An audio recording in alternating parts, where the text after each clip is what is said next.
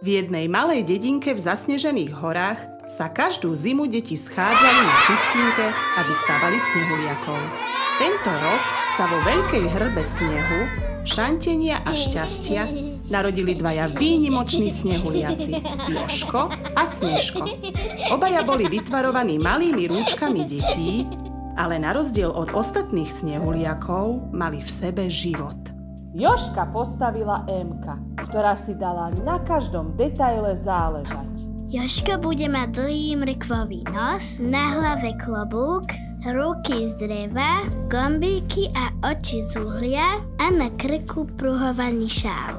Snežka zase vytvoril Emil. Snežko je trochu krivý, ale za to má na hlave veľký hreniec. Na tvári obrovský úsmev, gombíky a oči s kamienkou, kulaté brucho a mŕtvu.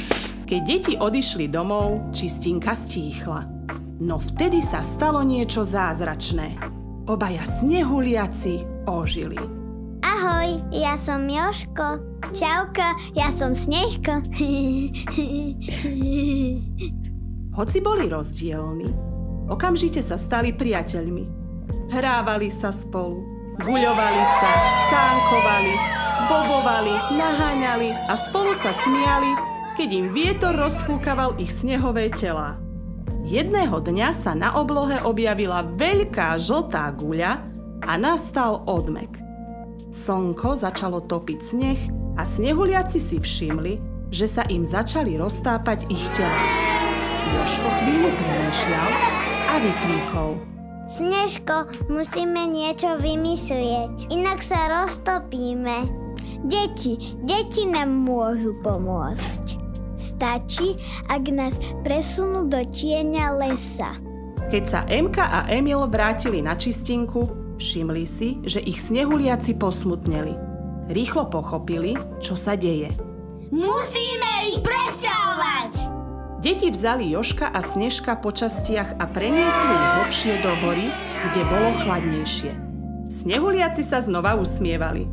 Vďaka priateľstvu medzi deťmi a nimi mohli vydržať až do konca zimy. Vedeli, že sa roztopia, ale ich priateľstvo zostane a deti budú na nich spomínať. Znovu sa stretneme, keď napadne ďalší sneh. Povedal Jožko, kým sa ich telá pomaly menili na mláky. Deti sľúbili, že na nich nezabudnú. Nezabudneme na vás, prídeme o rok zas. A naozaj, o rok sa všetci stretli. Čistinka sa opäť naplnila spevom, tancom, smiechom a radosťou detí spolu s dvoma snehuliakmi a ich neobyčajným priateľstvom.